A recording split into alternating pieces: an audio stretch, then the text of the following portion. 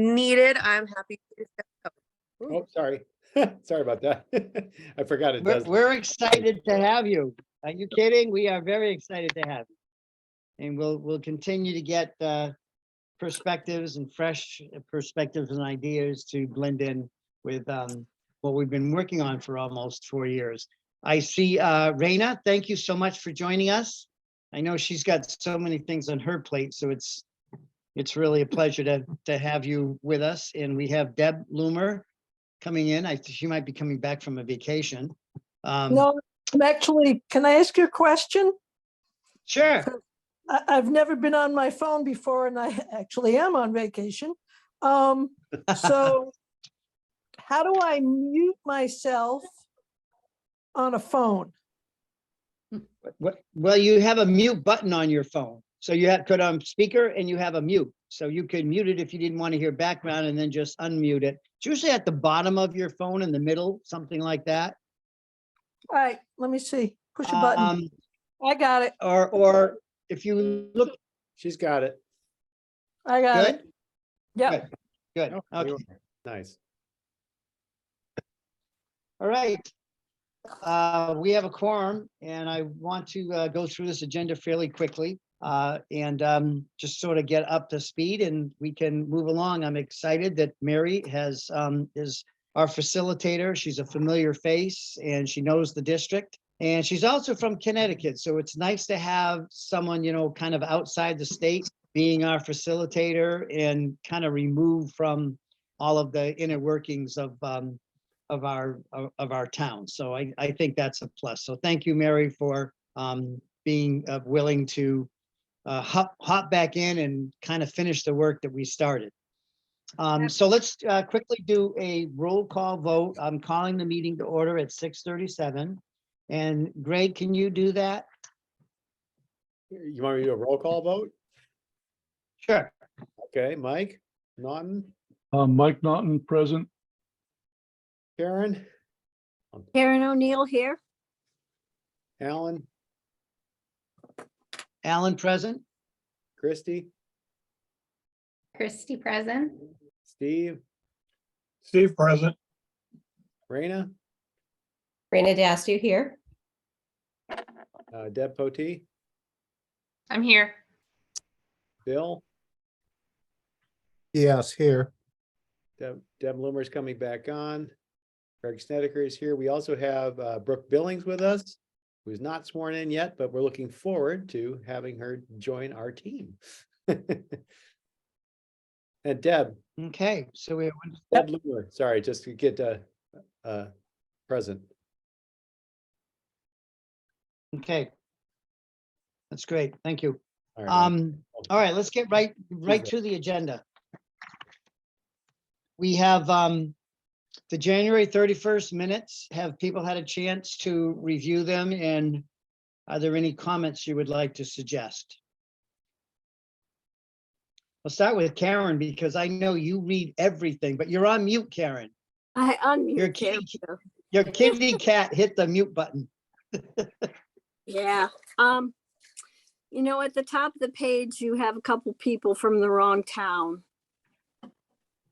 Oh, I'm in Leiden and Raina is in Northfield.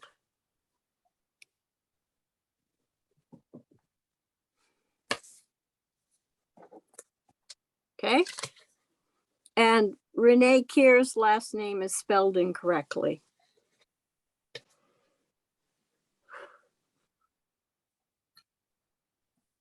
okay. And I have a question too. It's not necessarily anything incorrect or anything.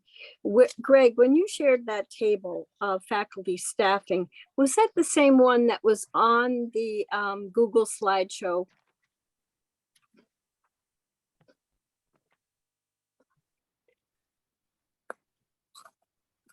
Yeah. Unmute. Greg, Yeah. you're on mute. You're on mute. I know, I got it. Yes, it's the same table. I just put the numbers in so it looked cleaner, so it wasn't just a picture of an old document that came out of one of our original Gil Montague reports. Oh, because at the time you showed it, I thought that the total number of science teachers, if you add them together, was 5, but then when you combined the districts, you said, I thought it said 4. I'll look But again. I can double Okay. check. Yeah, It should not go down. sure. Yeah, no. I'll take a look. Thanks. Thanks. That's all I have. Thank Okay. you. Thank you for looking at them carefully. Any other edits? I'll entertain a motion to, oh, I'm sorry. Are you doing them separately or together? Oh, we can just do this. You want to make a motion to approve these, Karen? Well, I have a question about the second one. All right, let's do this. Let's do the second one with the edits, and then we can have one motion Okay, for both sets as amended. okay, So now let's look at the February 21st minutes. right. And I just have a question. I was unable to come to this meeting. And toward the end, it says Mike asked if in completing the financial assessments with the board need an educational plan. Alan replied, the educational plan will depend on the student's wishes. Is that what you really meant? No, the educational plan depends on what the staff would like to see offered and what they could do, what they would like to see as a program of study. I think what I was trying to say is we want to glean what the student interests are and then try to tailor a program with, around the student interests. And that would obviously have a lot of input from the staff because they're the ones that would be doing that. So probably to clarify that, create an educational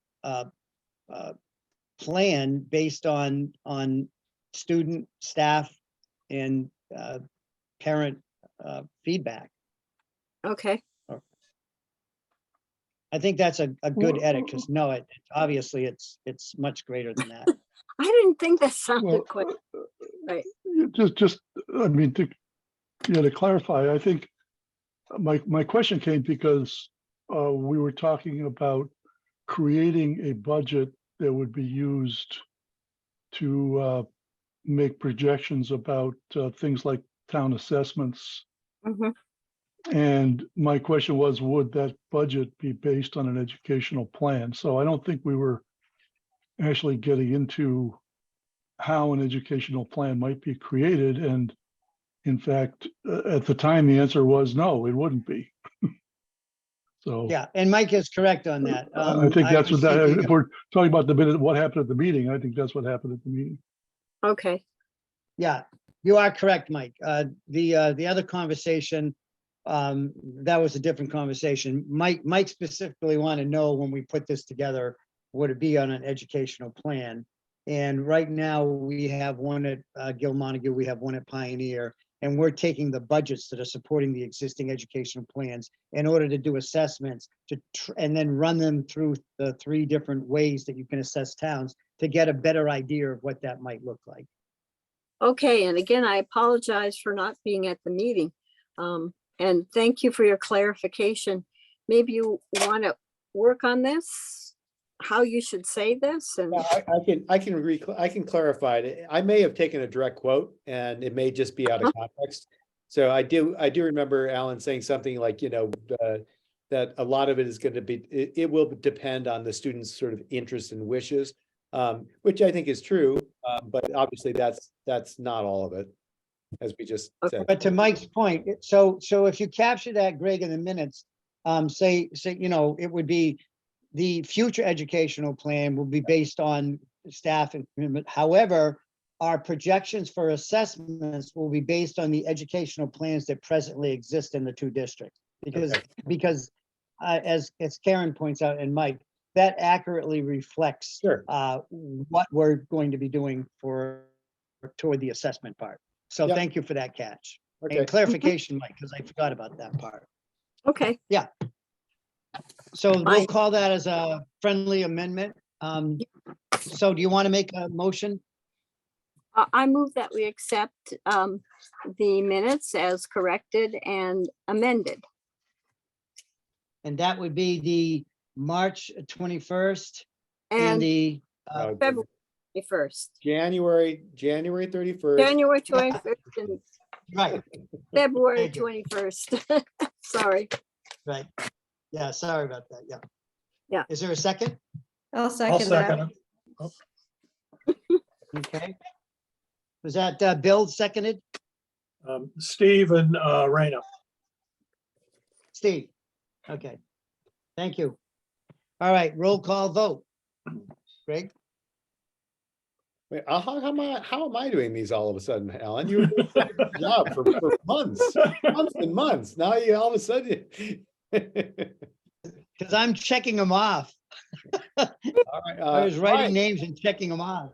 And Mike, they bounce around in my machine. I look here and then all of a sudden Mike was in the corner and now he's down in the middle. So I don't know if it's internet or whatever, but people move around on me. you're throwing me for a loop here. All right, Mike, Mike Naughton, aye. Karen, Karen, yes. Alan, Yes, Christie, Yes. Steve, Steve Richter, yes. Raina, Yes. Deb Loomer, Yes, Bill, Yes, and Deborah Potee. Yes. And I am a yes, since I wrote them. and Deb Loomer, and she was here. Deb Loomer is here. And Brooke, we can, you don't have these minutes. Did Bill send them on to you? Did you get a chance to review them? no. Okay, so Deb, Brooke, we'll get these to you just so you can start to Well, hold on a second, get Alan. caught up. Alan, hold on a second. Brooke, I think you're in our. Yeah, mail. I'm part of an email chain. The only reason I needed to contact someone else for the link today is because I'm having trouble accessing yeah. my email. Yeah, so she Oh, should perfect. receive them. Yeah, Yeah, I've been getting emails for a little while. good. Good. All right, I'm really glad that Mary was able to join us because I do a lot of talking at these meetings and I can take a little bit of a break. We did meet with the Pioneer going to Turners Falls on last Monday, and today we had Turners Falls visit Pioneer. I have to say, it's so impressive to hear what the kids' ideas are and what their concerns are. We got a lot of really good information. We shared it back, what we learned on or heard on Monday. We took the opportunity to revisit that and, present what we heard and answer some of their questions. And so Mary, do you mind if I punt it over to you and you can just sort of give us your review of how you think it went and maybe some of the highlights that we learned as you captured these? Sure. You know what might be helpful to cover what we learned last week is if I could just show that I have the PowerPoint up and ready to go. Could you share may I be a co-host? And I took off video because everybody is frozen for me. Am I the only one who is not seeing everybody moving? Oh, have I lost it? I can hear you. Oh, you can. Okay. Is everybody else frozen? I'm No. able to see everyone. No, Oh, okay. Everybody is frozen on mine. So if I'm not, I'll go ahead and start it if I'm not frozen, start my video, but it's very strange There you to look are. at a face for a while.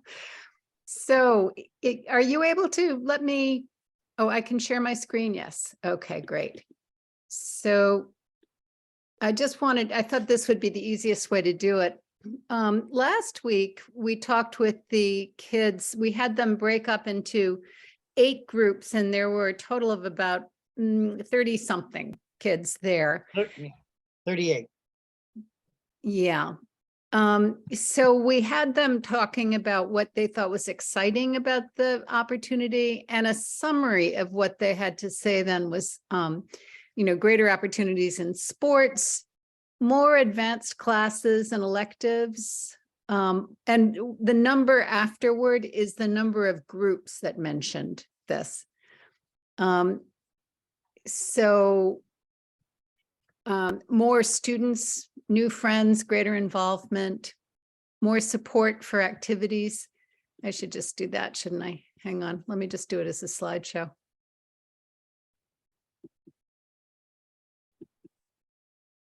Okay, how's that? Good. Yeah. And then potentially enhanced facilities and resources, especially the track and the engineering room at Turner's. And then other things that came up from just one group was the benefit of having greater diversity, having more teachers, and having coaches. The next question was, what challenges do you anticipate with this kind of a merge? And transportation was the big one, with 6 groups mentioning it, worried about longer routes, worried about what happens to Warwick and what happens to Vernon. They also mentioned issues that I kind of lumped into culture and diversity, kids being connected to each other, discipline, and 4 groups mentioned that kind of thing. Change just in general, and specifically getting used to a different layout, a different schedule, and a larger size of classmates. And then it's funny that a bunch of kids mentioned overcrowding. And I think really they don't appreciate that the school is not just going to be swarming with people if they were to merge. And then 2 mentioned the name, the logo, and mascot. Sorry, I got a typo there. And then 2 groups also mentioned funding and potential lack of materials. And the questions that they came up with were, what's going to happen with the teachers and the administrators and the coaches? They're really, especially the Pioneer Valley kids, are really worried about their staff. 4 groups mentioned transportation. Will there be 2 buses, 2 drops? That transportation is on their minds. Then school culture, again, was a question or concern, and they talked about altercations, what's happening in bathrooms, vandalism, discipline in general. And then another question is, are we going to have cross-country? How does that work at Turner's? At Turner's. And what about sports that are now merged with other districts, and hockey in particular came up there. And in terms of resources, they wondered whether there would still be financial issues, whether they were going to have what they needed after a merger.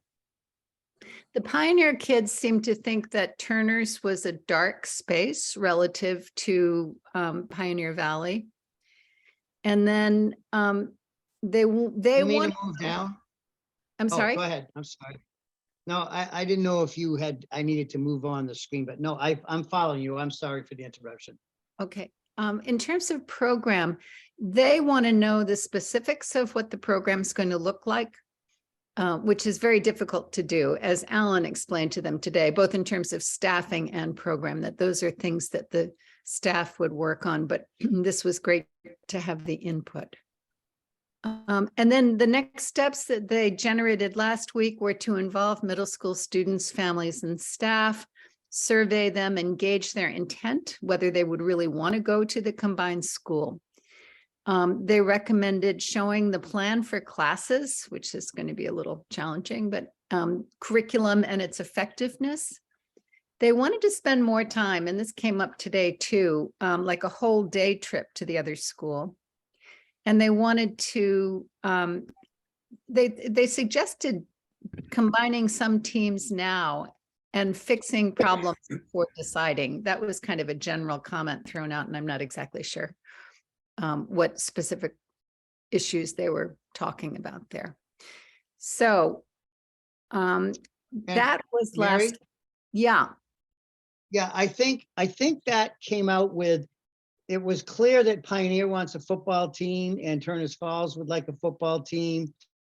And they thought, gee, maybe that's an opportunity to start something now And, because they talked about rivals that they have and now, they could maybe come together. So I think that was a spin-off from some of those conversations they were having.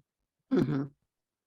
Right. At this point, in the morning, we were playing Beat the Clock a little bit. So we were hearing from these groups.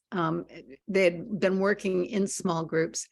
So let me just see if I can now close that. And today we had them together again, and I've just actually kind of summarized what they had to say. So this isn't going to be as clean. This is the, can you see this? No, Oh, Yeah. okay. Let me see how I do that now.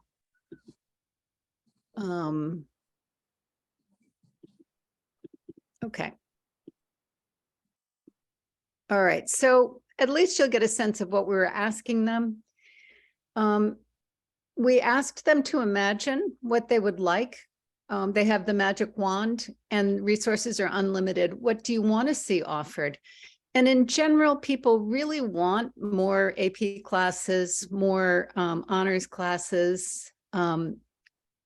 Business. The small dots mean it was the next group. So you'll see how they responded. I haven't synthesized this yet, but again, it's variety of classes, different teaching methods, different teachers, work study, more field trips. That came up several times. I'll just scroll through these. Does that work for everybody? you're going kind of fast. I'm not seeing anything. Okay.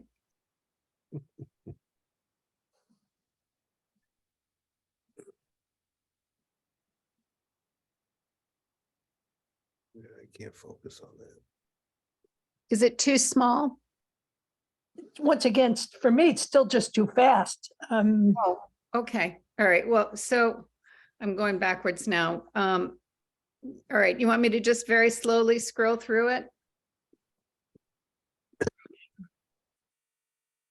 Why don't you leave it at there for a minute, because it's hard, and then after, 15 seconds, go to another snapshot. It's hard to read it when it's scrolling through.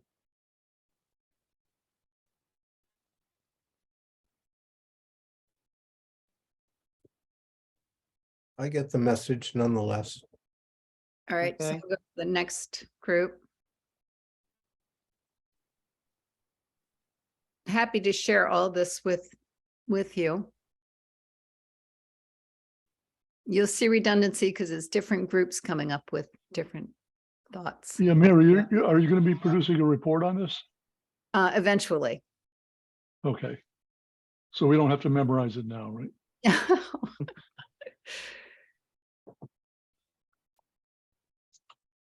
So I have a question about the composition of the groups. Were they self-selected?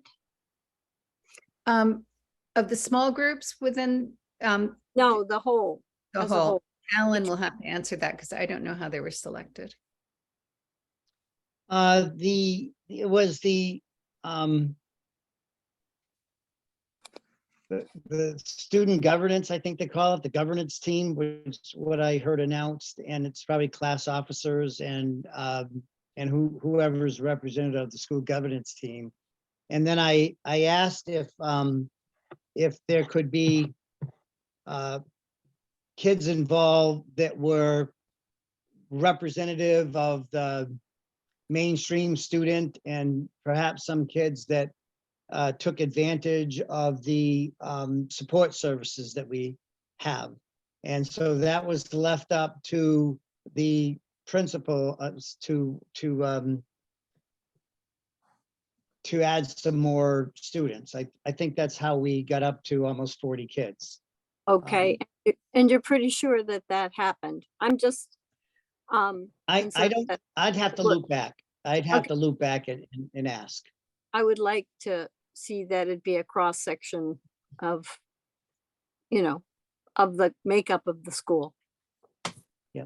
One of the interesting things was, so when we talked about when Pioneer went to Turner's Falls, we had it set up that there was going to be, I thought, a staff person, and so did the principal, Chris Barnes, that would bring the kids around and show them the gym and the theater and the dance room and the various unique features of the school.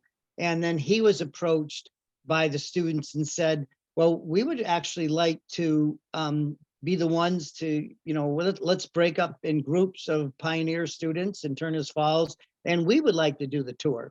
So when we arrived, we went into the theater.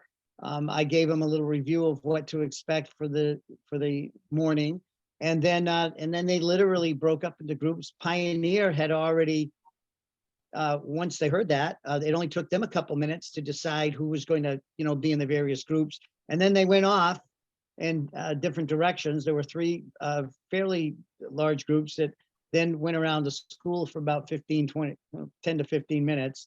And I guess there were a lot of questions that were asked. So that was the format in our first one. Then they went in and Mary had a group kind of went over the big picture. They broke up into groups to do some group activity, and they were mixed, and that was done randomly, counting off 1 to 4, and then going to the various 8 tables. And then they came back and they shared. And today we did a similar thing, except the tour is at the end of the day, so or the end of the activity. So that actually took about 25 minutes. And I guess they had a lot of questions. And it was really great to see, some of the comments. When I was going back on the bus, they were talking about, Pioneer seemed like a small school, from the outside, but when they went in, it looked really spacious and it was really bright and well lit. And, so I will have to capture some of the comments because in both directions, they recognize some of the unique features of both high schools, which was kind of nice. Renee joined us. Thank you. And it's just before 7, I think. So maybe it's better if I just go through the questions and don't need to go through all their responses unless you're interested in particular responses. Do you want to see the questions that they were considering? Sure. All right, so these are more. All right, so the second question, since culture and diversity had come up the last time, was if you, the students, were blending the districts, what would you do to foster a united, positive, engaging, community and culture, sorry. And they offered a variety of different suggestions on that, really also citing the importance of sports and clubs and bringing people together. And security was an issue for them, and dances and that kind of thing. And then their third question was, how would you go about creating a new name, logo, mascot the community would rally behind? And it was funny because some decided that their job was to come up with the new mascot as opposed to the process. No thunder was one of the comments.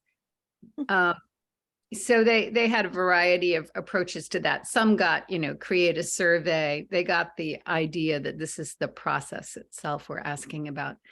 And then the fourth question was to get their input on a survey to capture the perspectives of middle and high school students.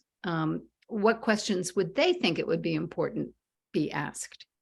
So they gave us a long list of things that they would like to see included in that kind of a survey. Mm-hmm. So I'm sure it's too difficult. I mean, again, I haven't culled these at all. So why don't I just stop the share then, and we can, again, that will be in a report.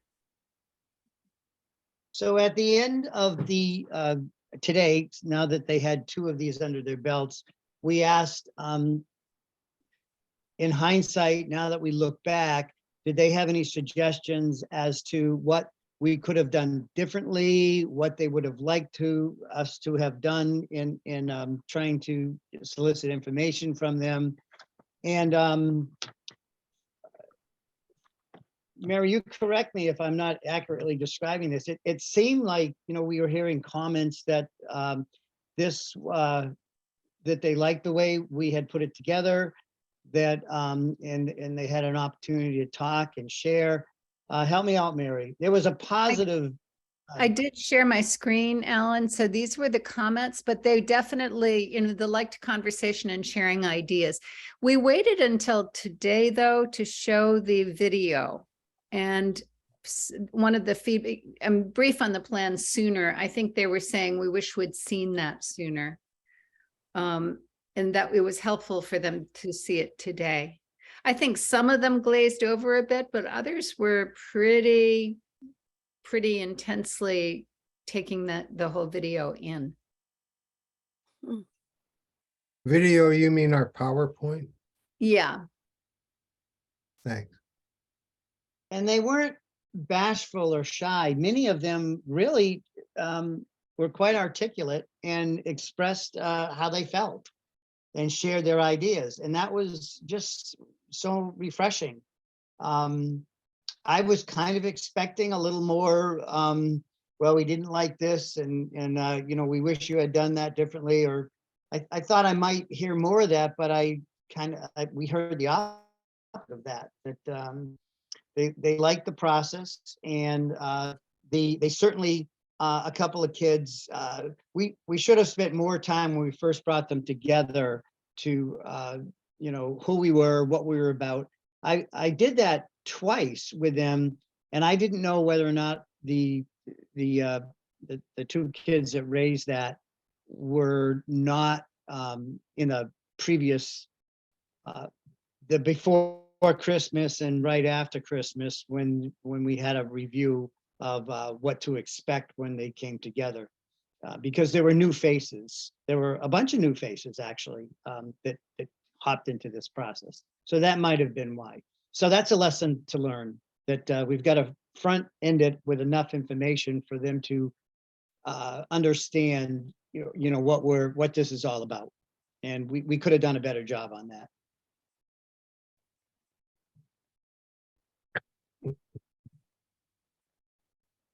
I think it's a mixed bag though, Alan. I think there were some who were really ready for that. A couple of them were really ready for that, and they're the ones who said we wish we had it up front. But I think the others would have glazed over if they hadn't had a little time with it before. So I wouldn't beat yourself up over that one. I don't Well, think there's always that matters personally. I'm sorry, Bill? I said, I don't think that any of that matters, whether they had information before or after. This is really an initial introduction to that's a redundant statement, but it's just that their first introduction to this whole process, which is not a consequence of anything that we have or haven't done. This is just in the line of in our timeline as it has developed. So I don't think there's any blame there. And I'm more interested to know the broad range of the age of the students that you were engaged with today. Was it 6th grade through 12th, or was it mostly just high school kids? What was the breakup? It was high school kids, and I have that downstairs for, how many 9th, 10th, 11th, 12th, because the sign-in was their grade, and their name. So it's high school, to answer your question, Bill. It was high school kids, and the Okay, high so- school kids suggested that we engage the middle school kids. Right, I agree, and we all agree with that, but the fact that they haven't heard about it now is somewhat akin to the general community hasn't heard a lot of stuff, or whatever's been out there hasn't been seen, and that's the nature of things too. And I'll turn some light on. There. All right, so I think we're progressing at a pace as this unfolds with the school committee, the select boards, we want to do that first. We said the school committees would be next. The students, and I'm really glad that we had done the students. I think the next piece would be with the staff, to get the staffs together. And I have a feeling Pioneer is more, has more interest to hear what this would be about. So I'm hoping to have the staffs together, and we did share a little bit what the what the teachers thought when they were invited into this process. So much more engagement with a larger staff community, then bring that out to the parents. And then we have information to share, and then we get their feedback on it, and then to the larger community. Maybe Alan, we can I could ask a have, quick question? sorry. I can only Yeah, see the top of your head, Mike, and now I see two fingers. Go Okay, ahead. sorry. I'm just wondering, you said you think Pioneer is more interested?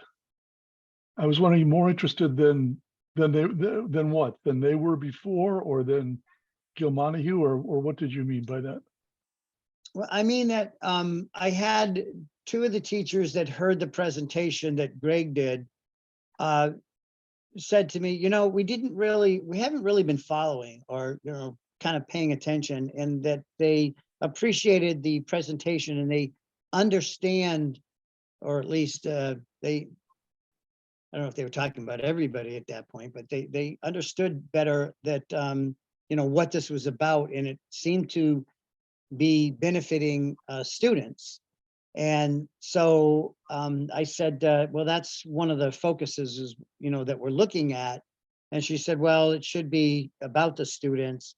And so I responded, well, if that's the case, I'm hoping that when we now come back to our second engagement to have the staffs get together, that we have a much greater participation on both from both districts, so we can really get a comprehensive idea of what the staff feels would be a really good program of study for students. And of course, we can share with them what students thought. And I think each list will provide more robust conversations. So there wasn't a staff survey, Mike. It was more of a No, just I it sounds like think it's people possibly understand more more. interested than they were before, not in comparison to Gilmontague. Yeah, I think in that Greg's presentation, I think really had them understand some of the advantages and some of the thinking behind this. He talked about professional development. He talked about class sizes. He talked about scheduling. And I think that resonated with some of the folks that are educators. And I don't know, we'll have to see. I could be wrong, but the feedback I got was that they have a better understanding of since Greg had done the report at the school committee meeting. Yeah, I was gonna just clarify that was at the Pioneer School Committee meeting. Just so those that don't know what presentation we're talking about, it was at the beginning of the month with the Pioneer School Committee. We should probably also mention that both Patricia and Brian were at both sessions. They didn't stay for all of the student work, but they were together and talking a lot, and I think enjoying one another's company, and appreciated seeing the students working together. So. I enjoyed seeing some students that I know. There were several that went to elementary school with my daughter, and they're all grown up now. So Wow. they're a lot bigger than they used to be.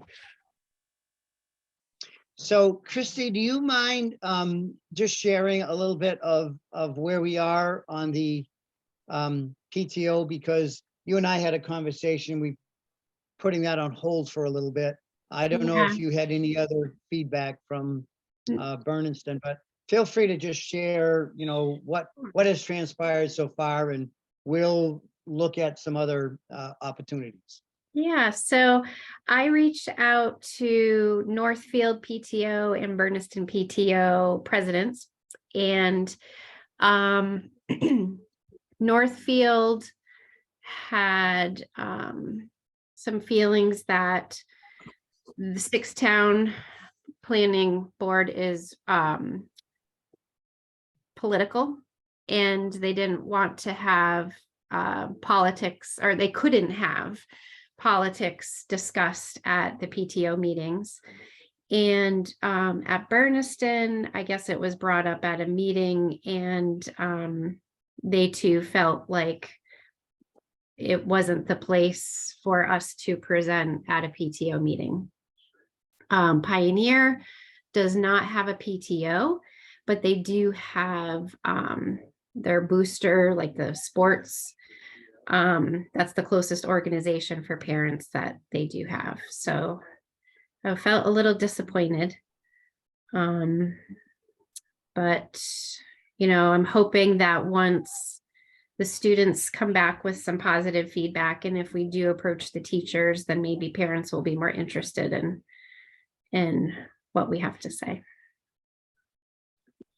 Don't they Alan? have a So school Chris, council? Christy, this is Deb. What I don't understand their reluctance to have a presentation to them, because it's just information. Exactly. And that's what I said. I said, this is just sharing information. And really, we want to hear what questions parents have, you know, because that's going to help.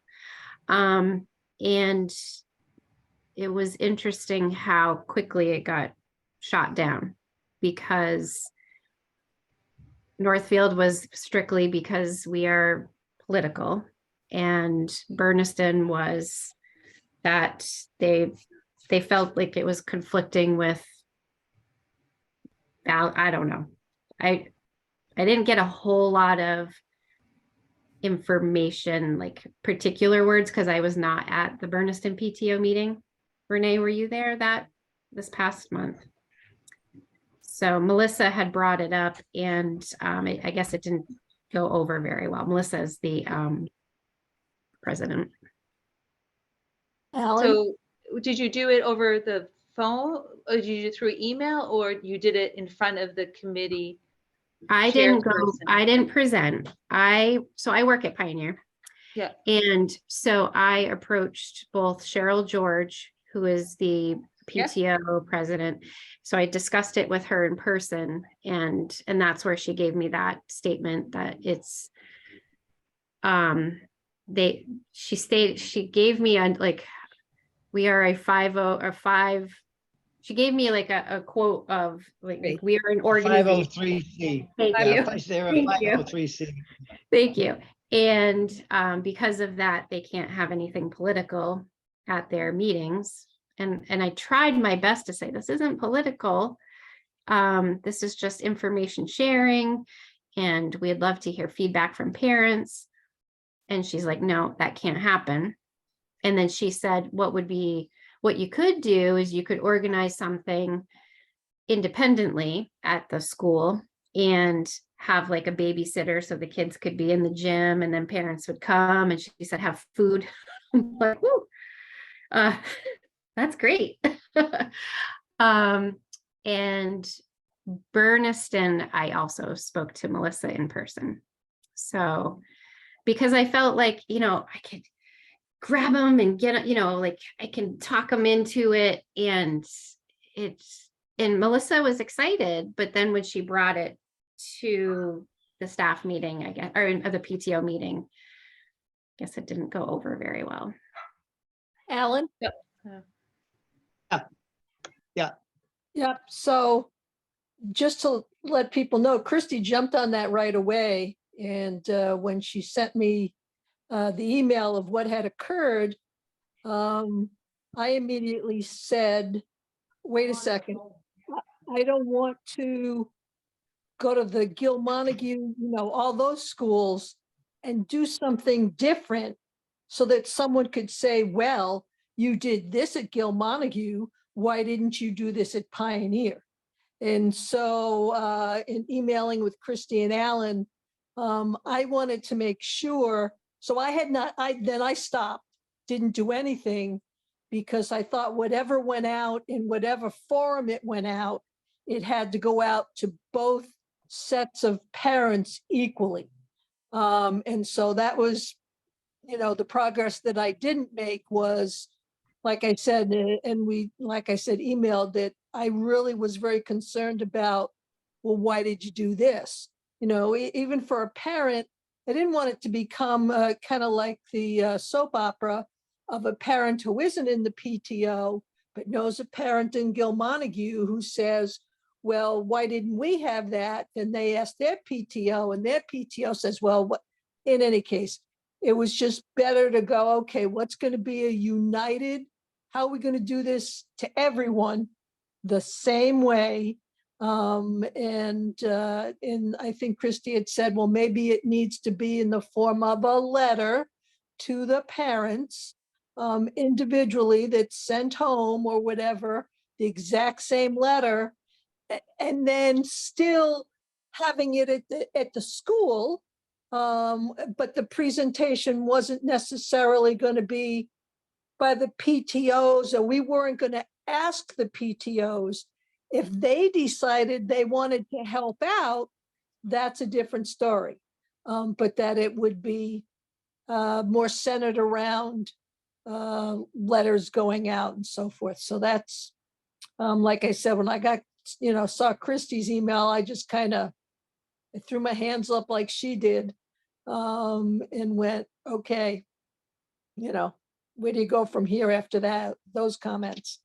Yeah, I think Christy, you did an admirable job, and I know Cheryl George well, and I think that she's probably had some past experience and I think she knows her population well. So I think that her suggestion of doing it at the elementary school, getting babysitters, I don't know about food, but getting a babysitter for parents to be able to come is a great one. And I will say, everyone is a member of the PTO. If you're a parent in the school or a guardian, everyone is a member of the PTO. You don't join, you just are a part of it naturally. So I think having something at the elementary schools that's not affiliated with the PTO, is not going to be done under the auspices of the PTO, but be done with the support of the schools themselves. I think it would be a really smart idea. And also going to a PTO meeting, there might be 10 people at a PTO meeting. If we were going to present at a PTO meeting, we wouldn't be reaching everybody anyway, if that was the plan. I don't know if that was the plan or not, but I do think opening it up to parents or guardians in a public forum at Northfield and Birdston, and then all the elementary schools in Gil Montague, I think that is what we should do. I even asked if if they could send a letter through their email, and that was a no too. So yeah, they're not really being truthful. I mean, for a PTO, no, they're not. I'm sorry. As someone that's a politician, they're not being truthful. I mean, they cannot take, their bylaws probably say they cannot take a political side on an issue, which is true. But anything that has to do with the education of the community, absolutely, they can allow that information to be presented. They can even take sides on legislation if they so choose. So, these are things that affect the children. So for them to say that, I'm sorry, but that, they may not want to get involved, which is that can be understood. But to say that they can't is not being truthful. I know that, Greg, and well, in fairness, could they just be misinformed? They might be, yeah. Or uninformed? And yeah, misinformed is another way of putting it too. I mean, they may not. I mean,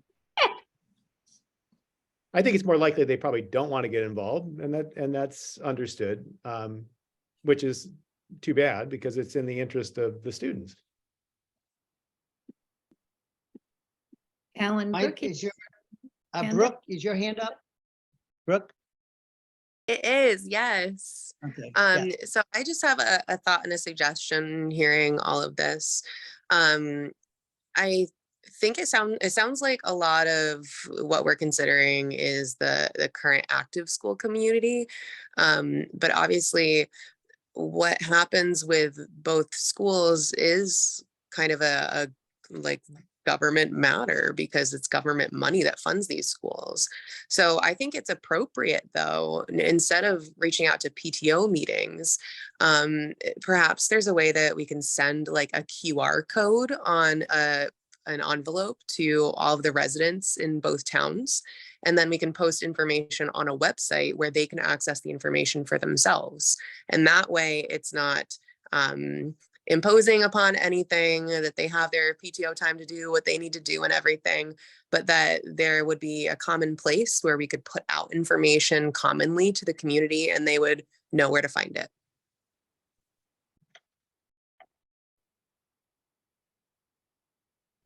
Good deal. I think that's called our website, isn't it?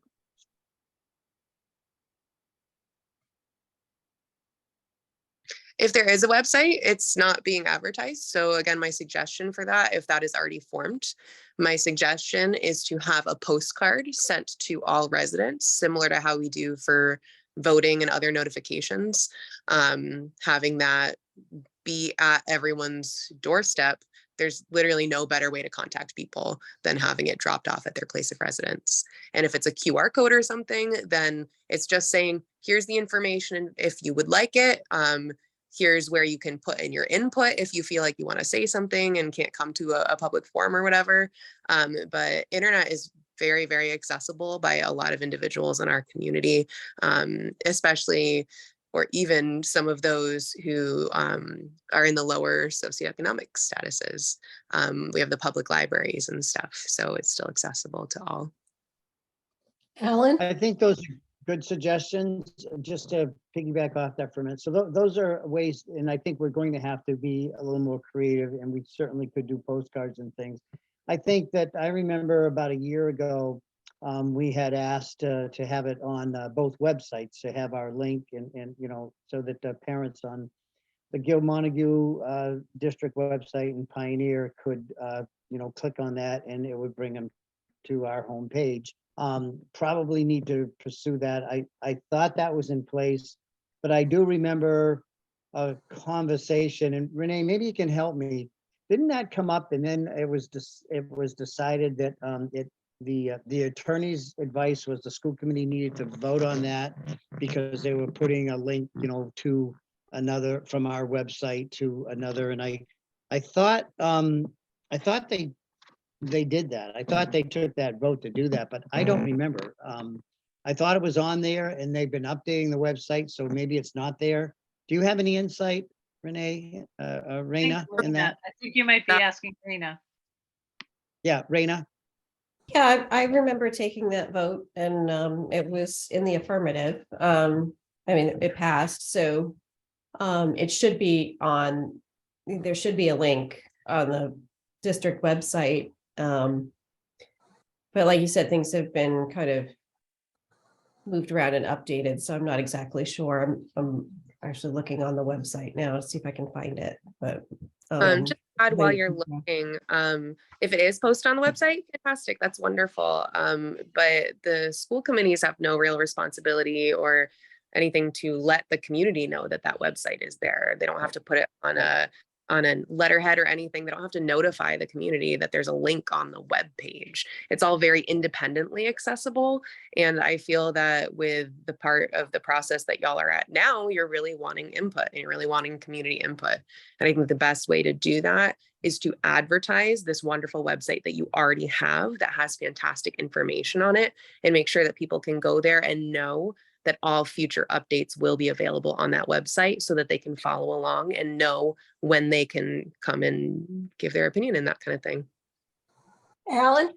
I think, I don't know yeah, how I to think write Brooke, that. Yeah, Deb? Yeah, I was going to say, I think that's a great idea for the community, but I want to make sure we don't sidestep the parents. So I think we should go to the parents first through a letter or whatever. And then I think that's a great idea that Brooke just said, to go to when we go to the general community, to have it at everybody's door. But I don't want to go to the community before we go to the parents, because I think that's the next step, or one of the steps that that I would think as a parent, I would want to know beforehand. Yeah, and I would agree with that. And I love Brooke's suggestion, because I think there's a couple thoughts. One of them is, regardless of the reason behind why a PTO might want or might not want, I don't want to have them feel uncomfortable in the work that we're doing. So I think that's, we just put that aside, respect the way that they're feeling for whatever reason, and that we should avail ourselves to the avenues that we have to, as said, spend some time writing a common letter, and then getting that out. I'd like to see the teachers next, and then the parents. Remember today, we heard from the kids who told us that we really need to engage the parents, and especially the middle school and elementary. So that's what the kids were telling us today, that was going to be important. Greg? Yeah, I just want to follow up one last time with the sort of the being political. I think we need to state publicly, even if it's in this meeting, that none of us are elected here. We didn't seek election for these positions. We're appointed. We're appointed by the towns, by the moderators, through the charge by the towns. So we are not, in a sense, elected officials, and therefore they would not be. We're not running on a platform to regionalize or not regionalize. And I think that needs to be publicly stated, that really, if you dig into the 501c3 requirements and the sort of yeses and nos in terms of politics, what they really emphasize is that you're not supposed to engage with a politician who's running on an election on a particular stance and be taking a position on that. So, I mean, if they understand that, we're far less political than their own school committee members. So if they are engaging with them, then in their own definition, they would be breaching their own bylaws. So I just want to throw that out there so that we're clear that we are appointed by the towns and that we are not elected officials. So hopefully that can get through to some of them, to hopefully put their minds at ease, whether they were mistaken or just shy about engaging with us. So that's it. Thank you. Can I just, no, thank you. And Renee, and I'm sorry, I go Raina and Renee, so I'm talking to Renee now. You are in one of the schools. Is there more conversation about, you're in Berniston, right? Is there more conversation about people starting to ask more questions about what the 6-town regional planning board is about, or what they're trying to do, or I really haven't heard any. I mean, both Christy and I work in the district, and we were, we attended, we were at the table at the school committee meeting when you presented.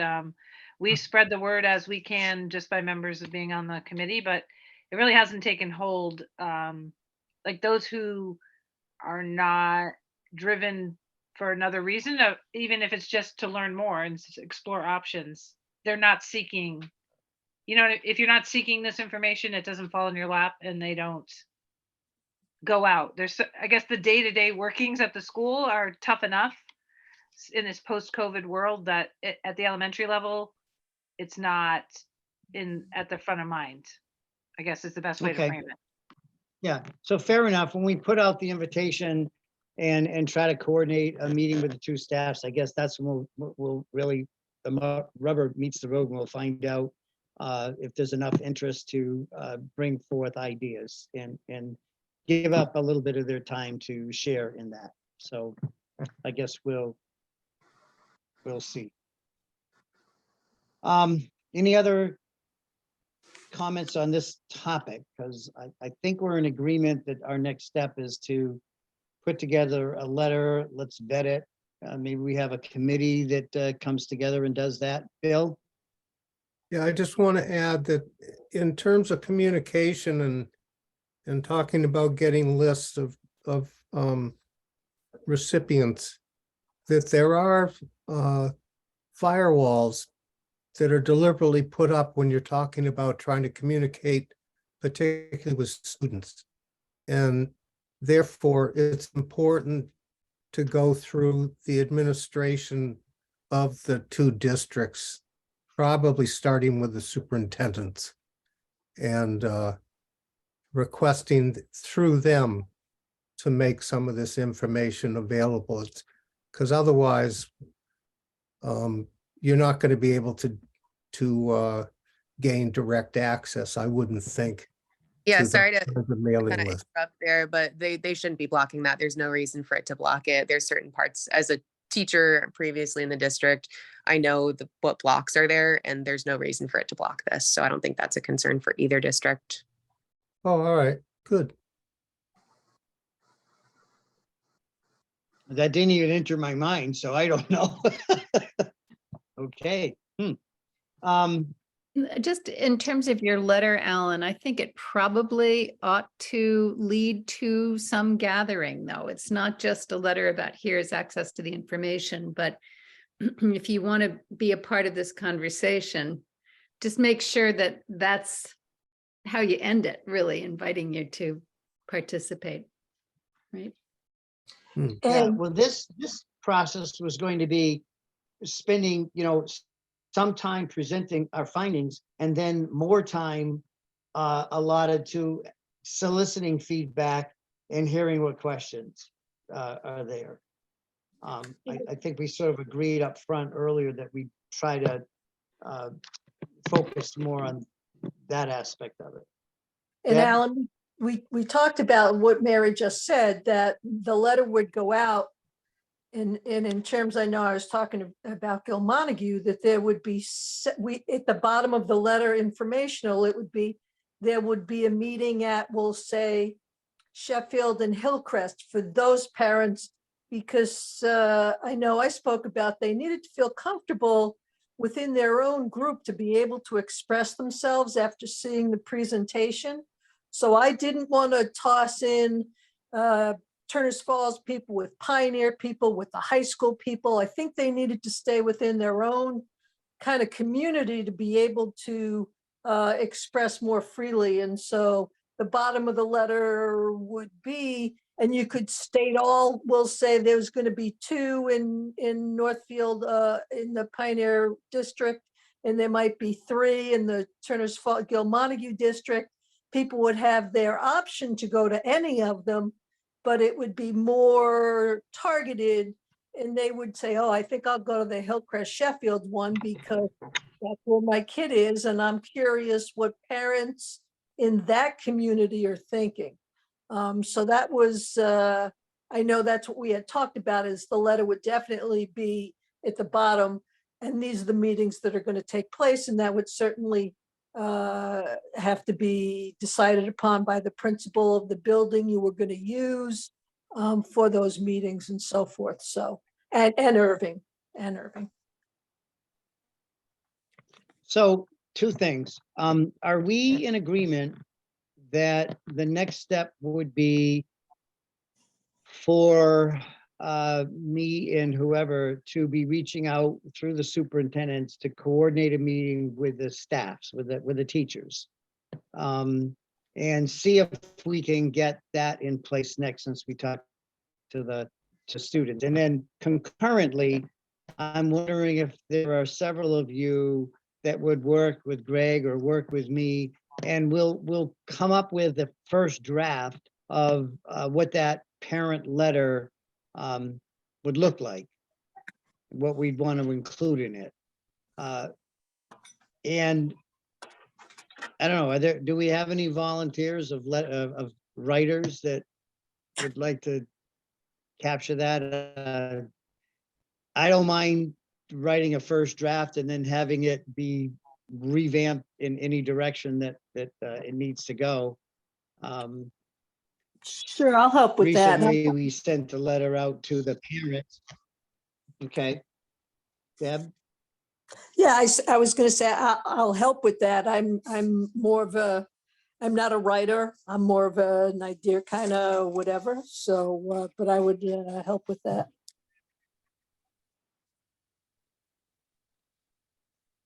All right. And I don't mind doing that. I did the parent letter and revised it a bunch of times and had Greg look at it. And I think I had a couple others to read it and tell me what they thought it said.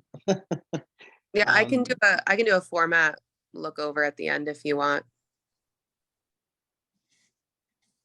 Deb, okay. So I had both Debs. Great. No, that was Brooke, I think. All right. Yeah, that was Oh, that me. was Brooke. Yeah. Nope. My Okay, job thank right you. now, consultative sales, so I do a lot of writing. Okay, great. And I like your suggestions. So maybe even some reference in the letter about where they can find information or what to expect. So we can put our heads together and have a conversation about that. Brooke, if you could send me some of your information so that phone number and stuff, best time to contact you, so we can talk about that. Yeah, I'll email you when I get access to my school committee email again. All right, so thank you for the work that you've done around the potential forums.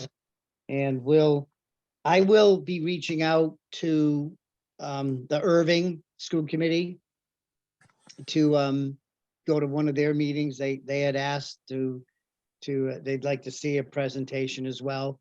And so I will work on that. This was an 18-month grant, so we don't have we need to move along and get things accomplished, but we don't have that, you get it in March and you have to be done in June scenario anymore. And so I need to work with Mary to develop a timeline on the things that we want to do in terms of the meeting with people and reports. And so we'll put something together. I need to get that over to Joanne sooner than later. So Mary, we can kind of talk about the expectations of when we want to kind of have the final information or enough information to go to the boards of selectmen. Anyone have some thoughts on that in terms of a target for when we'd like to have enough information to be going to the boards? What's a realistic, or do you want to see how well we're doing as we do this methodically, group by group? I certainly would say by the, And I'll be honest, I think we've been collecting data for very, very long time. And we are getting more involved with other groups, but if we send something out to the general community, we'll say in May, if you're seeing the staff in April and the parents, and then you go to the general community in May, then I would say that I would like to see it done before the summer. And then the process move on. I think if you hold this over to September, to be honest with you, and I think you can see this, I mean, I'm personally talking, it just has dragged on and on and on and on, and the data has just about been the same. And I think it's time to say, we've asked the community, we've asked the staff, we've asked the parents, we've asked the students, this is what we've decided. This is the information that we've gotten. And put it in their hands then, and then they can formulate what they're going to do with it. But that's just my thought. I agree with Deb. I would like, it would be really important to get to the parents as soon as possible because they need to hear, but I also think it'd be very important to have citizen opportunities for citizens, like have the presentation done at public libraries where lots of people come, and maybe if not a series, but multiple opportunities. I mean, Northfield Library is a place where everybody finds things out, and it's a community it's a place where people will come together, especially concerned citizens. And I think it would be a shame not to have our presentation done there at least a few times, and true for all the public libraries. It's easy access for everyone too, if we're talking about equity. Okay, thank you. That's a great idea. Mike will do you and then Karen. I see two hands up. So Mike and then Karen. Okay, yeah, I just like to make sure that we don't lose sight of the process here. My understanding is that the information that we're sharing now is incomplete. We're sharing what we know so far so that we can get reactions from people, and we are collecting those reactions, and we are going to somehow put them together into some new thing. I'm sort of being purposely vague because I think it may depend partly on what the reactions are. But that will increase the amount of information that we have, and therefore the amount of information that ultimately we have to share.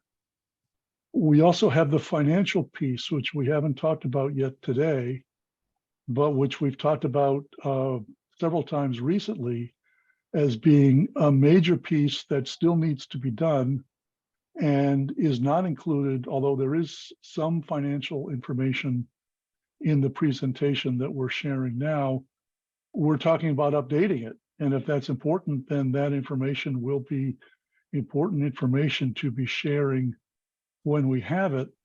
And so I just don't want to get too far ahead and think that once we've had all these meetings, we're kind of done and ready to make a decision. It seems to me that once we've had all these meetings, we've got to collect the reactions that we get from those meetings.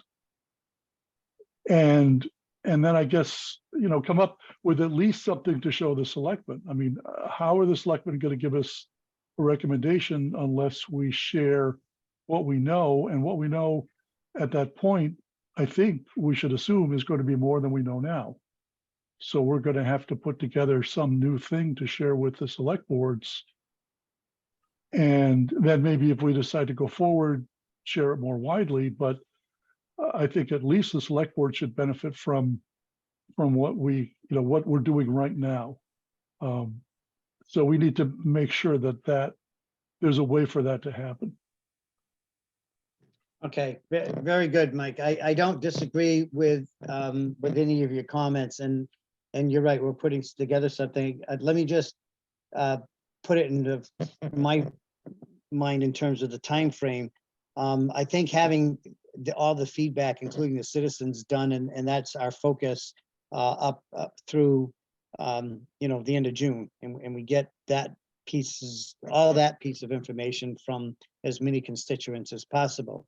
In the meantime, I did have a conversation with Joanne, and I'm working on an angle to have her run the assessments based on the before we adjust the salary schedule and some of the other things that's going to inflate the budget, to run the assessments with both districts combined as a budget, and run it through the three methodologies and see how that assessment comes out. And my conversation today with her was about probably a really good person to then review the assessments to sort of have some more validity on them would be someone like Christine Lynch in the Department of Elementary and Secondary Education to look at that and to give us a thumbs up or raise any issues about, yeah, this looks fairly accurate, and then that's what we would eventually share in concert with the feedback that we're getting from the stakeholders. So there's two parts to that. I haven't forgot the financial piece at all. I want you to know that, Mike. And maybe we pick that ball up after the summer break with the select boards. And then we go to the next step. So this is all soft kind of thinking on how we'll roll this out. But we are serious about then getting their feedback and ideas about how we're moving forward. Karen, thank you for your patience. You're on mute, Karen. Thanks, Ellen. Yeah. I had a concern about the financial piece not being complete as well. So that's been covered. The other one is when we are talking about getting people into a place and the suggestion comes up to use a library. I don't know if anybody here knows the size of the Leiden Library, but that's not going to work. You could fit 5 people in there at one time, I think. And and I'm not criticizing that suggestion, but just keep in mind that we also need to reach out to Vernon and Warwick and other entities that would be affected by what kind of a position we take. And those Warwick's library I've never been to, but their town is the same size as ours, 700 people. So thanks. Thank you. I have All a right, so to come, we'll map out a timeline. Oh, And can you hear? we'll look at the timeline. Who am I hearing? Hi, it's Brooke. Sorry, it's really Hi. dark here. I would be interested in, I guess I'm wondering with a budget assessment, why that would have to be delayed until the summer, why we'd have to go to the boards for that. Because at this point, the school's budgets should be voted on. So I think looking at this past year's school budgets that have already been decided, you can kind of see what mock funding would be done. And with a little consulting from Joanne, I think you'd be able to make those numbers a little more accurate as to see what incoming funds would be and to create a mock budget based on what's already happened this past year. And I think having that information sooner would be really helpful to especially teaching staff that you're going to talk to and parents that you're going to talk to, because then you can talk in numbers, right? You can talk and be able to say, we're not cutting these positions, or we would be cutting these positions, and that kind of thing. Those are the conversations that they're going to want to have. So having that information ahead of time, I feel like, is important.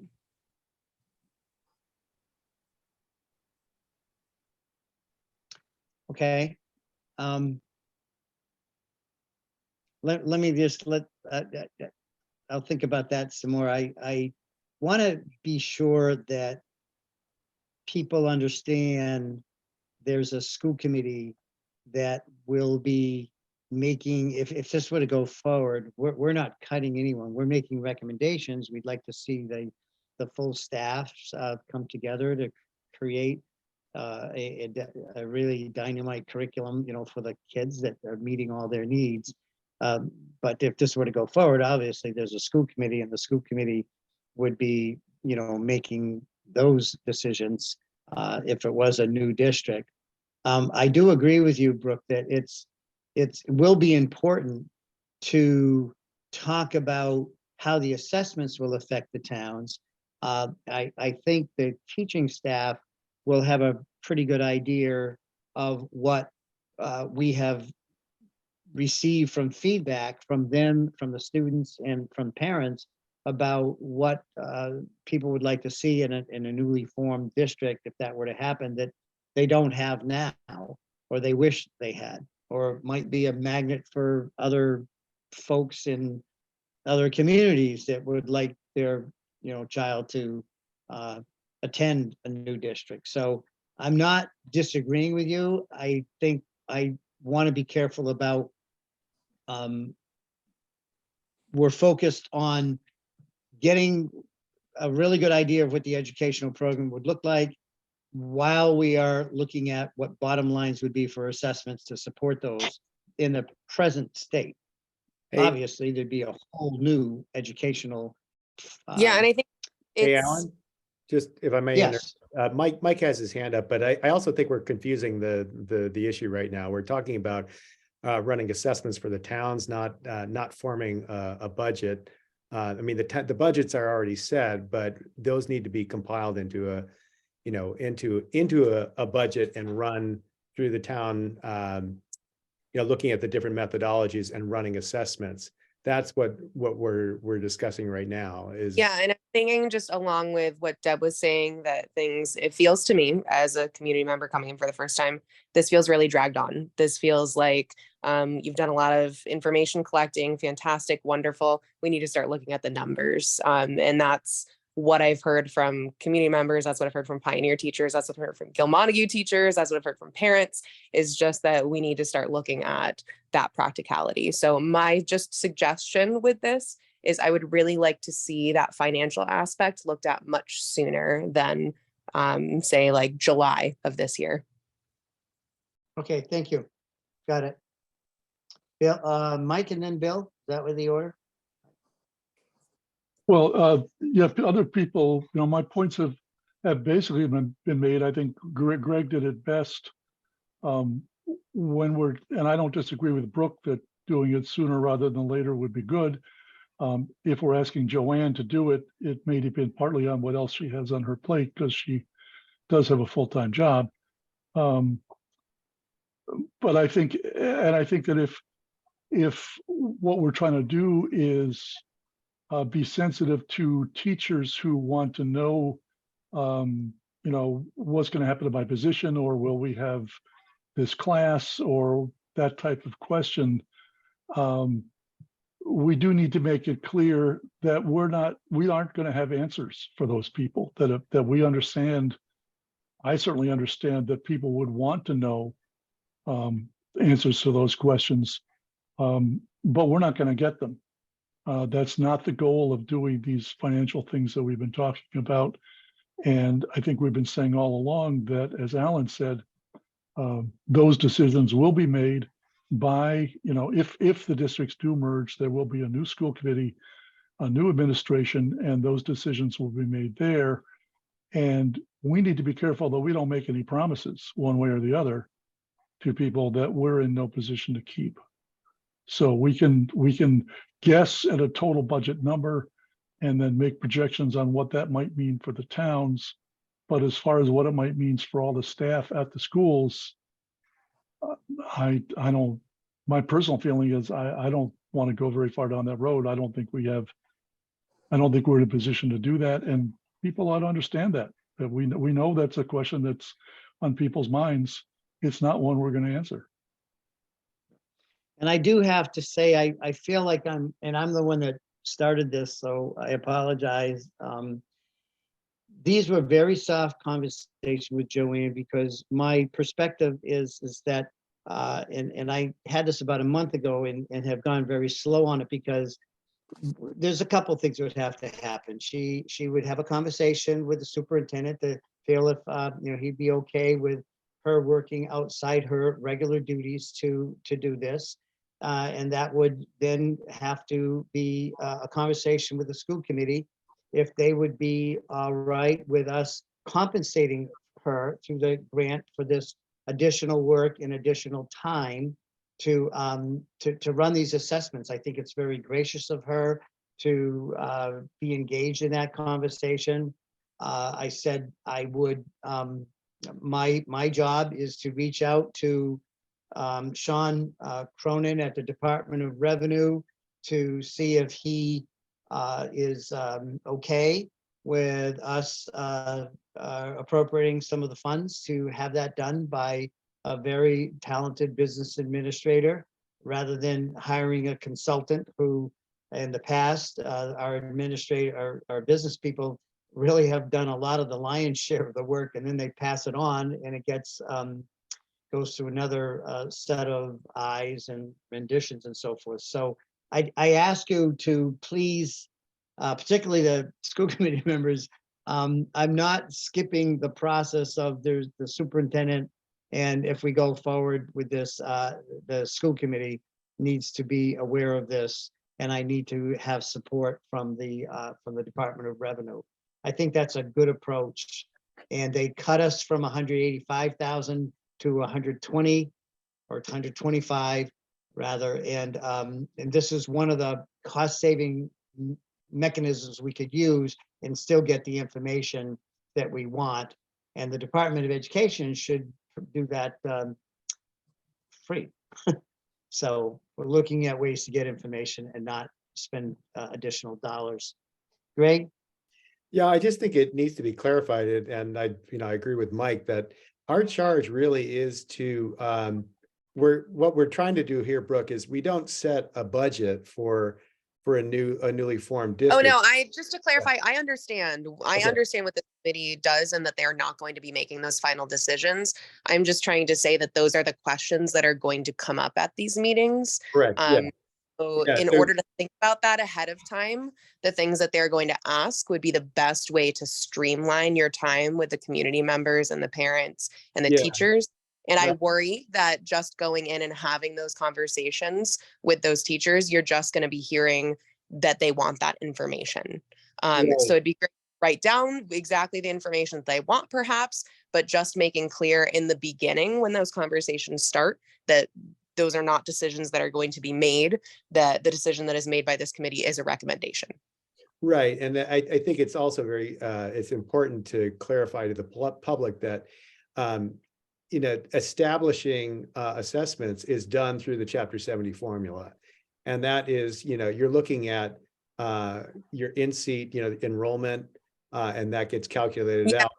I was suggesting working on this past year's budget because we have the numbers for this past year already. Yeah, well, and that's what we'll do. That one of the assessments is not going to take very long for Joanne. So those numbers will be available prior to July. I mean, they could be done fairly soon now that we have the March numbers. But I think it's important that the public do understand that we do not make decisions on what the budget will be and how and who's going to be hired and who's who the teachers are going to be. That we assume, right? We can say we assume that that the teachers, we're looking at it assuming that no one's going to be laid off on the teacher side.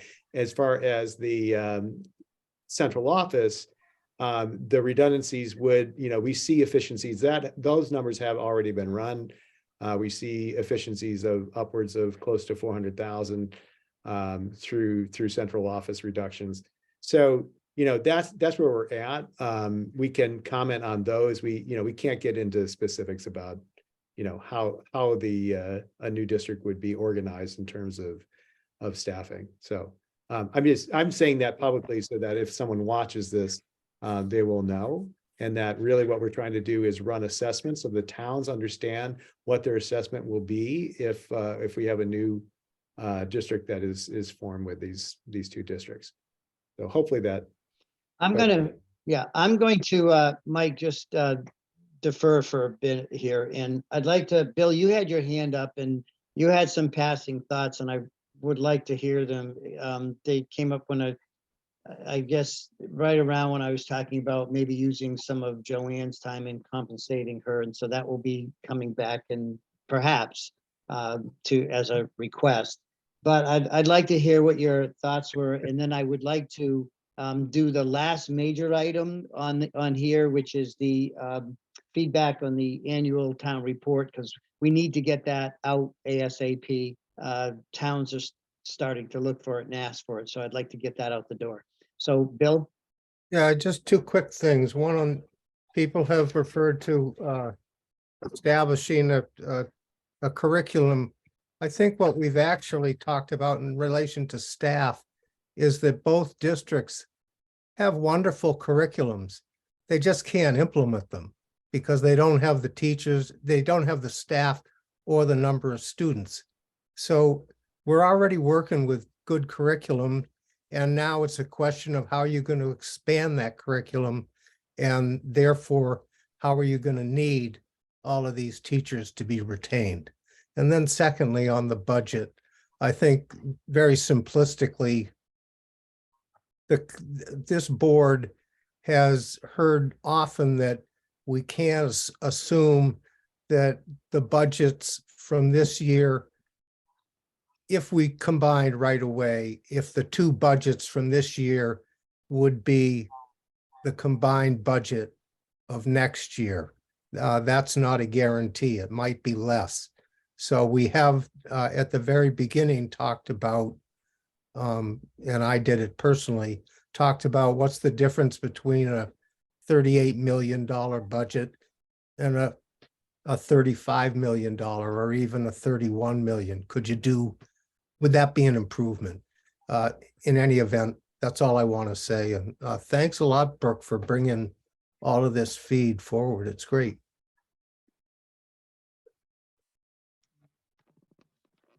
All right, Mike, anything that hasn't been said that you wanted to comment on before we go to the annual report? You're on mute, Mike. Mike, you're on mute. Sorry, a couple things real quick to follow up on what Greg said. First of all, I think the assessments, I think he's right in saying they shouldn't take a lot of time, but he said that they are determined by Chapter 70, and that's not completely true. The interesting part is the part that isn't, which is under local control. That's where a new district will have a choice about how the above net school spending is allocated among the towns. And there are a number of different possibilities for doing that. So that should be a subject of some thought and discussion among town officials. The other is talking about the savings from central office. We have seen figures that show a potential savings in central office, but isn't one of our financial pieces going forward to put together a staffing plan for a combined central office? And I'm thinking, if so, we should use that to kind of solidify whatever estimate we bring forward about if there are savings, what those savings might be. Because I know there was some feedback in the past about why do you think you're going to save in central office if you got the two buildings so far away. I don't believe we've ever talked about that. So maybe there's an easy answer. But Alan, am I right in thinking that staffing for a combined central office is on the list of financial items going forward?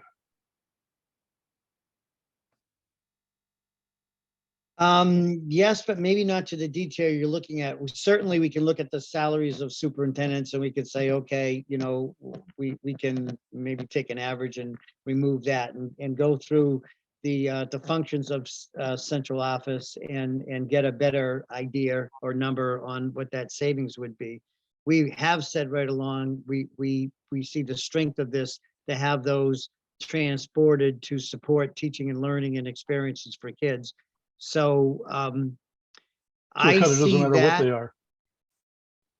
Well, I see that work happening. I see the soft part of that happening to get kind of a general number. I see more hardness to that if we're getting signals that they would like more information. It has to be done, but I don't see that before that piece of it before June. I think there's more important data that people will be looking for, and some of that has come up tonight of what people will be looking for, and I think I agree that's what we need to do, including putting together a salary schedule for the Pioneer teachers and the Gil Montague teachers on a projected salary schedule where everyone is held harmless, and see what that number would be. And then, you know, a real general exercise would be to plug that in on top of the differential on the existing budgets and then run the assessments again. So there are a few renditions of the financial piece that we need to look at and run through. So more later. There was the first draft or second draft of a town report that was sent out for people to look at. And I had some specific feedback from Mike and went over that with Greg, and I appreciate him taking the time to look at it carefully. I made actually most of the changes that he had suggested. I could agree with.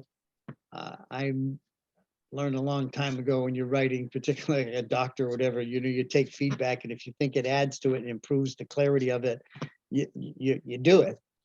So I could see exactly what some of his what might be confusing to folks. So I have accepted those changes. I did not change the paragraph, made a few minor changes, but the one that talked about the declining enrollment and the reports that we had from Mars, I think that's really important information. Greg and I had a conversation about that, and he suggested that it move up to the beginning of the town report, and that made a lot of sense. So we moved it up, but it's a pretty long paragraph, and I just split it to make it 2 paragraphs, but the information is in the would be in the first 2 paragraphs. So so Greg sent that out tonight about an hour before the meeting. I don't know if how do you want to proceed? If you had a chance to read that, maybe not, because it was just put in your email. Would you like him to put it up on the screen and just give you a chance to read it so you don't have to all dig in your emails? How do you want to proceed on that? Mike, were you okay with the changes that did you see what I sent back to you?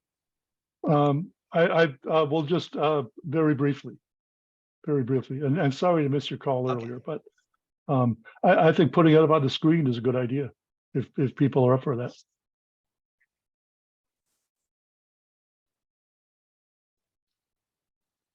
Do people want to do that, or do you want to Mary, if you could make me the host again, I can do that.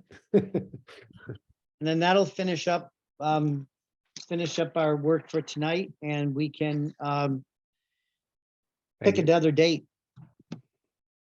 Alan, are you looking for a vote tonight on that letter so that you can get it to the Absolutely. town? Okay. Absolutely. Either or consensus. It doesn't have to be a vote, that just by consensus. Yeah, that looks good. Let's get it out. Wait,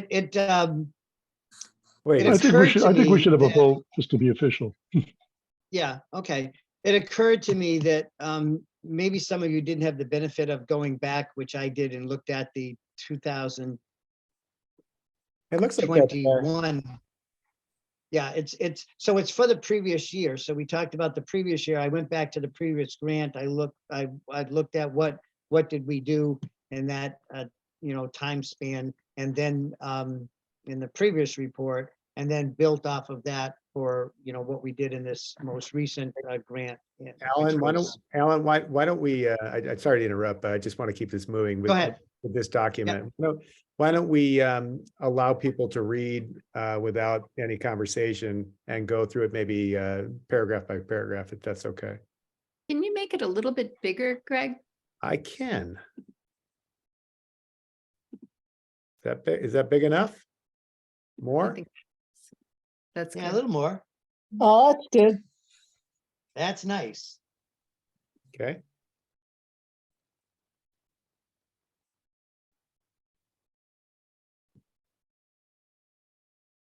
I notice a period in the middle of the first paragraph that maybe shouldn't be there.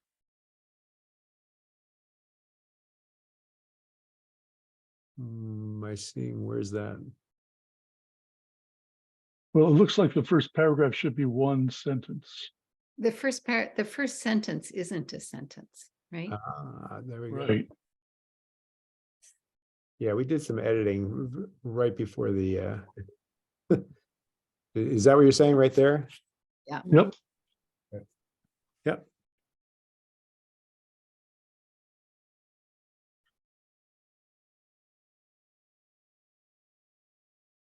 Karen, you have your hand up, Karen, because I'm not going to see people. So Yeah, whether it's on the screen. So if you have something to say, don't raise your hand, just say it.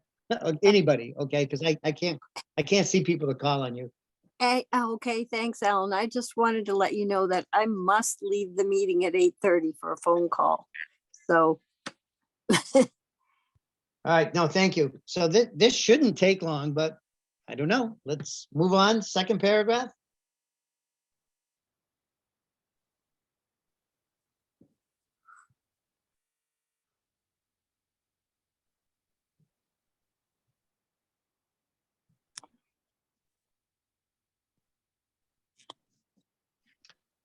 Third paragraph. I'll move it up a little bit.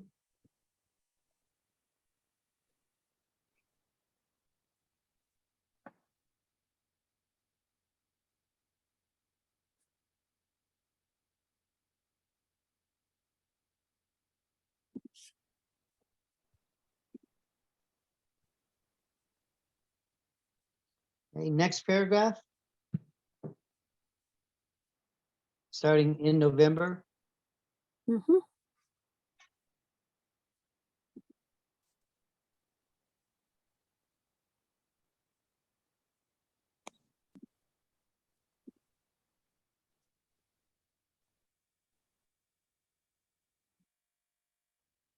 Next paragraph. I'm seeing a little red thing there at the end of the paragraph that begins previous grants. Or am I too far ahead? Oh, this here? Yeah. Oh, maybe that's an edit, Mark. That may be Alan's, that might be someone's cursor. I don't know. It doesn't seem like it's blinking though, so I don't know. Okay. Oh, it's not mine. When I download it to PDF, I'll check it out and see if it's there. You want to go to the next page? We all set to go to the next page? Are you okay? Okay.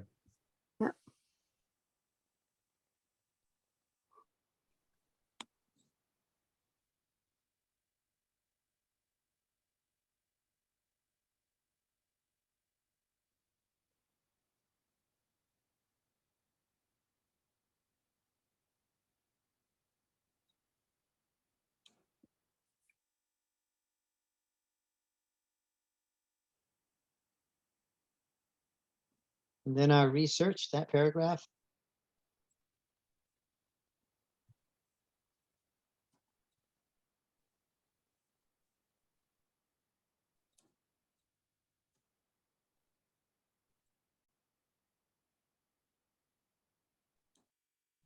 And then the next one, Sixtown Regional Planning Board. The paragraph that starts our research, that last sentence is a different tense. It's a past tense. Do we want that to be present tense? Oh, you're right. Right. Thank you. Thank you. In this very short paragraph, thank you for taking out the word however. I was gonna suggest you do that. Mhm. I do have a question about that, and I know I don't want to, I'm not real committed to this, but our primary focus remains on educational financial outcomes. To me, we're looking at whatever we think is important in this proposal. Certainly education is important, certainly finances are important. I think, for some of us at least, other things can be important too. And I'm not sure what the point of, because I don't see myself personally limiting myself to only educational and financial outcomes. I think there are some other considerations that I'm going to use going forward. And I imagine other people may be in the same boat. So I'm not sure what the point of stressing that is. Well, Well, let me ask you this. Mike. With the things that you're thinking of, could they fall under both those headings? Give me an example of something that wouldn't fall under either one of Well, I those mean, headings. education's a pretty broad thing, but Right. I'd Exactly. say things like bus time, time on the bus. That's I'd say, likelihood of that we talked about kind of social concerns with the community concerns. Will the communities, will this be a sort of compatible? Are the towns all compatible to form a district? Will they work well together? things like that.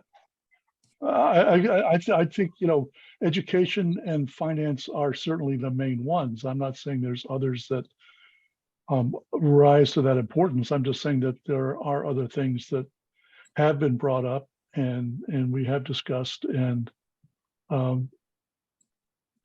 people out in the community have brought up. And I just think that I'm just not sure why we're saying our focus remains on this. It's to me, reading it, it sounded almost like a judge's charge to the jury. You will be looking at, here's what the law says. This is what you have to look at. And I'm thinking, well, wait a minute. We can actually look at whatever we think is important in this. So, The word primary. I would agree with the statement, and I think Bill just said it. It does say primary, and I think in the very beginning, we all talked about, this is about the education of the student. That's what we're concerned about, and then certainly the financial concerns, and it does say primary. So I think, yes, are there other things? Yes, but the primary ones are education and finance. Yeah, Mike, I have to confess that when I read town reports and you have a lot of them, that there are so many things you want to cover. And so the document, I was going to try to keep it to 1 page, but it ends up being 2. People, you're right in terms of there are many aspects to this, and we've been hearing, some of this from staff and students so far. We're going to hear more, but this is the primary focus, and we have a lot of other things that are important, but this has been our focus with consultants and with our meetings and so forth. So I'm fine with this brief sentence that just says. Well, I'm not gonna, like I say, I'm not gonna, vote against it if it doesn't get taken out, but I just thought I'd bring it up. If other people agreed, then we could talk about it. No, I hear what you're saying, Mike.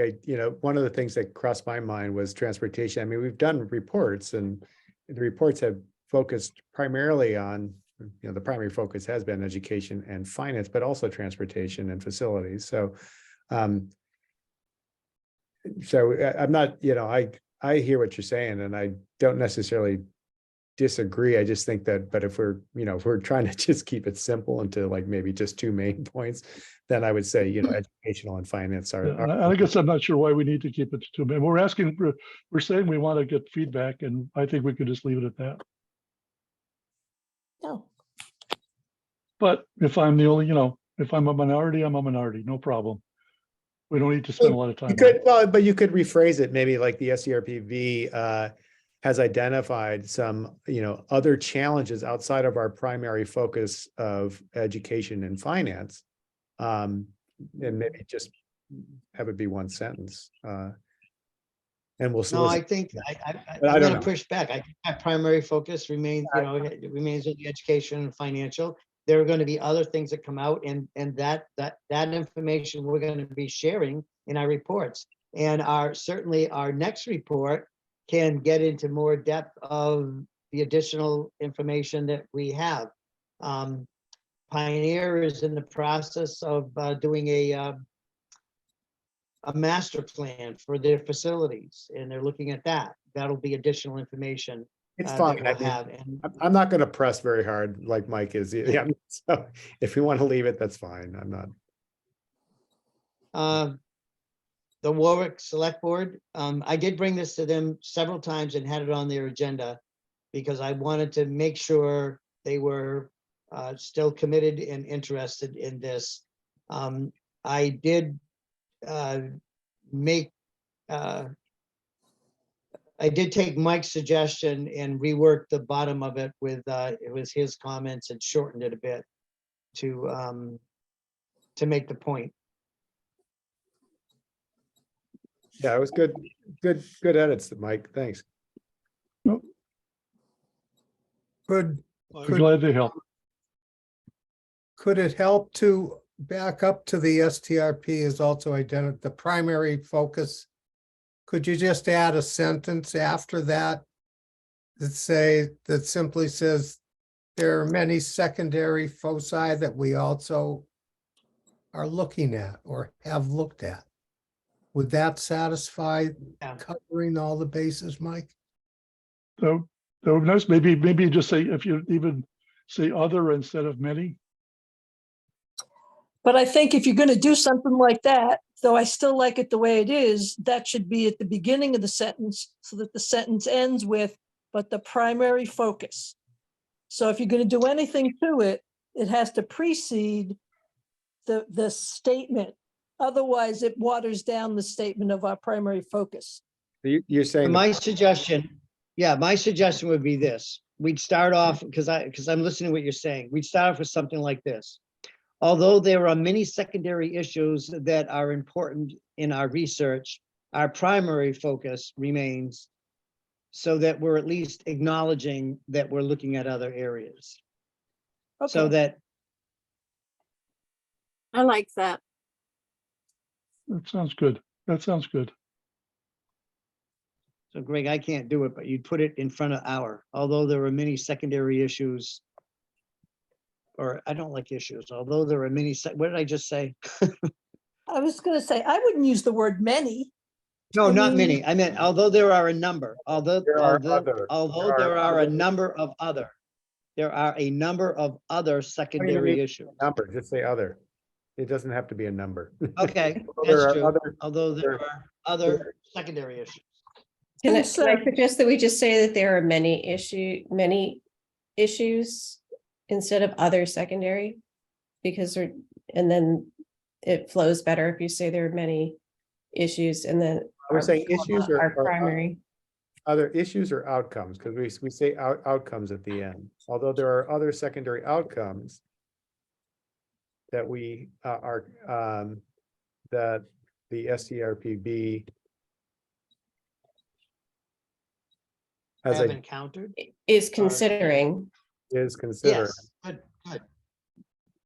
comma, Yeah, our I like that. primary focus remains on the educational and outcomes. All right, I like that, Raina. okay. People happy with that? Yes. Wake up, wake up. Hurry up, Karen's got 3 minutes, 3 minutes. Yes, yes. Okay, if that's agreeable to folks, we will save it and what do they say in the film industry? We'll call it a wrap or. Wrap. Someone want to make a motion to, or I'll entertain a motion that we approve the 2022 annual town report as amended. I'll move So that, moved. Bill Tone. I'll second it. All right. Mike, Raina, do you have wait a minute, Raina, you have your hand up or no? Your hand, did you have something? It's up No. on this. Oh, maybe that's think me. I'm Oh, muted and sorry. then unmuted. That was me. All right, go ahead, Greg. Mike, Mike Naughton, aye. Greg, Alan, Aye. Christie, Aye. Eve, Aye. Bill, Yes, aye. Deb Loomer, Yep. Raina, Raina, yes. Karen, Yes. and Renee. Yes. Okay, next meeting date. When do you think? April 4th is okay for me. Oh, I Yeah. like that. Good for you. She's Well, right on. that's She's got Said, 2 think minutes. about it. That okay with folks? Bill, does that interfere with when the school committee meets? It shouldn't. Okay, let's go with April 4th. Something comes up, get back to us. Is there any other business that we need to do this evening? 8:29, thank you. This was great dialogue. Hey, and Mary's not, let's say Mary's not here anymore, but she did a great job today. You know, Yeah. I was only there for not all of it, but a lot of it, and she did a really great Yeah, job. you did a good job. All right, I'll entertain a motion to adjourn. So moved. Second, All right, let's, we got to do one more roll call Favor. vote. Mike, Mike Naughton, aye. Steve, Steve Richter, aye. Karen, Karen, yes. Renee, Yes. Bill, Yes, Greg, yes, Alan, Alan Genovese, yes. Deb, Yes, signing off. yay. Yes. Good night. Good night. All right, and thanks. Good night. Good night, everybody. Thank you. Thank you. All right, thank you. We're adjourning at 8:30. 8:30. Thanks.